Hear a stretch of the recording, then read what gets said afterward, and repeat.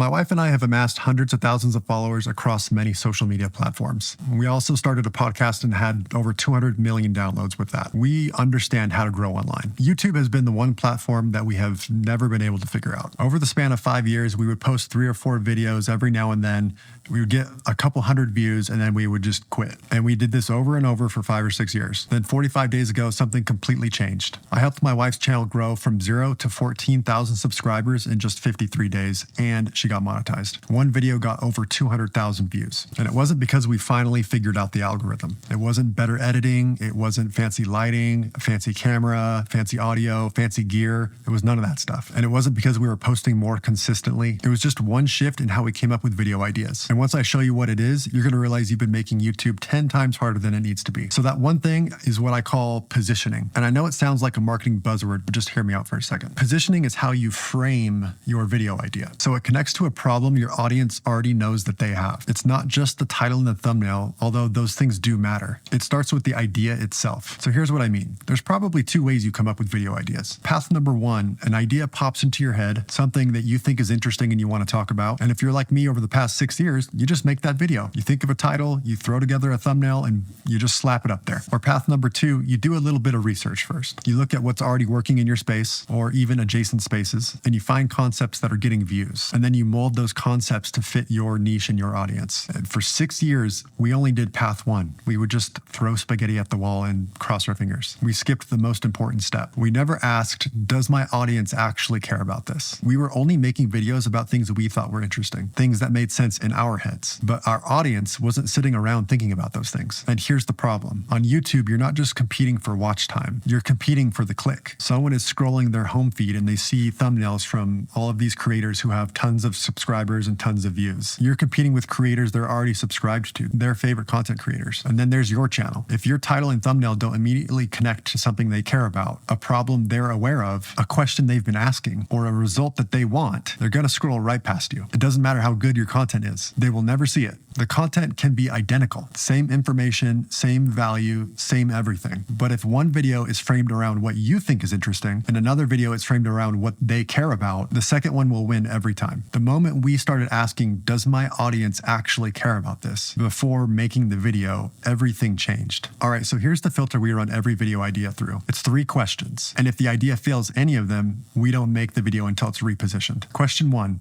Do my viewers know what this means? If you're using jargon or insider language or talking about concepts they've never heard of, they're not going to click on your video because they don't really know what they're clicking on. Question number 2, do they understand why it matters? Even if they know what it is, do they care? Does it connect to a benefit that they want or a pain point that they have? If not, it's not going to be interesting to them. Question number 3, do they think your video solves a problem they actually have? Not a problem you think they should have, a problem that they're already aware of, a problem they've already been searching for solutions to. If your idea passes all 3 questions, you're good to go. If it fails even one, you probably need to reposition your idea. And here's the thing, repositioning isn't lying and it's not clickbait. The content in the video doesn't really change. You're just changing the positioning of it to match how your audience is already thinking. So let me show you what I mean. So here is my wife's channel. As of today, she is over 14,000 subscribers. I took the screenshot a little bit ago. My wife's channel is about nervous system healing, anxiety, mental health, that kind of stuff. And she had this idea for a video. The idea was, what happens to your nervous system when it heals?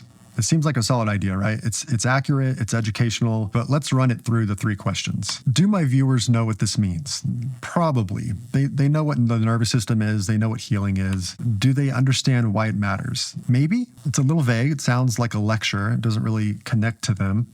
Do they think it solves a problem they actually have? No, it doesn't. Because people on a healing journey aren't wondering what happens to my nervous system when it heals. That's not the problem they're thinking about. The problem they're actually thinking about is, I'm doing all this work, therapy, breath work, somatic exercises, and I still feel like garbage. Is any of this even working or am I broken? So we repositioned the idea. Instead of what happens to your nervous system when it heals, we made it 5 signs of nervous system healing that don't feel like healing. Let's run that idea back through the questions. Do my viewers know what this means? Yes. 5 signs of nervous system healing that don't feel like healing. It's very clear. Do they understand why it matters? Absolutely. Because now it's about them. They're wondering, wait, am I actually healing and I don't know? Do they think it solves a problem they actually have? Yes. The problem is they feel like healing isn't working. The video reassures them that It might be. So that video actually did 200.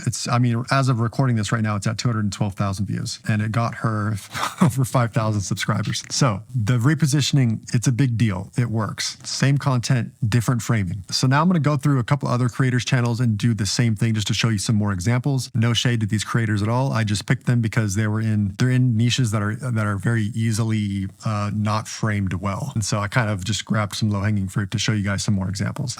So the next video we're going to analyze is this one here by Nikki Myers. Today, the fears got loud. Let's chat about it. It's a very casual vlog where the creator shares their experience of having hard anxiety day, woke up feeling off, fears were loud, couldn't shake it at the gym. The core teaching is stop fighting to get back to high vibe instead of neutralize these hard days by seeing them as transformation opportunities. So yeah, kind of a vague idea. So let's run it through the questions to kind of analyze it. Do my viewers know what this means? Fears get loud. Fears of what? Social anxiety, health anxiety, career? No, there's no real anchor. It says moving through density in the thumbnail.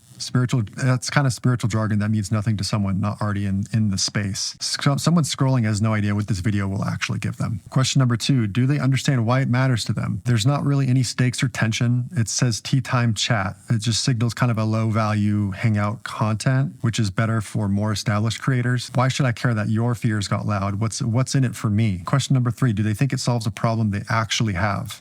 Nobody is searching how to move through density. They think, why am I still anxious after all this work? Or why can't I just feel okay? The title is about the creator's experience, not the viewer's problem. So I reworked it to how to stop fighting your anxiety and what to do instead. Thumbnail, this actually works. So question number 1, do my viewers know what this new title means? How to stop fighting your anxiety and what to do instead. Anxiety is universally understood. Fighting it is instantly relatable. Everyone with anxiety has tried to push through it, fix it, or force themselves to feel better. So it passes. Question number 1. Question 2, do they understand why it matters to them? If you're fighting your anxiety, you're exhausted, it's not working, this validates their struggle and promises an alternative. The stakes are built in. They've been losing a battle. Do they think it solves a problem they actually have? Yes. It meets them in a problem they know they have. I keep trying to fix this and nothing works. And then in the parentheses, it promises a specific shift they haven't tried yet. That's a much better reframe. Next creator, Till Talk. This guy has spiritual type videos too. I actually chose a video of his that was an outlier that got 7,000 views. As you can see, he's averaging a couple hundred views per video. I chose this one. I still think this video could be reframed even better, even though it did 43 times more views than his channel's average. So yeah, he's a good content creator. He talks about trying to fix, analyze yourself, read more books, meditate more, stuff like that. Question number 1. So we're analyzing this title, Feel Everything, Do Nothing, and It Will Save Your Life. Do my viewers know what this means? Feel everything, do nothing. What does this actually mean to someone scrolling? It's kind of abstract. Sounds like laziness advice or meditation stuff. Fully allowing everything. Allowing what?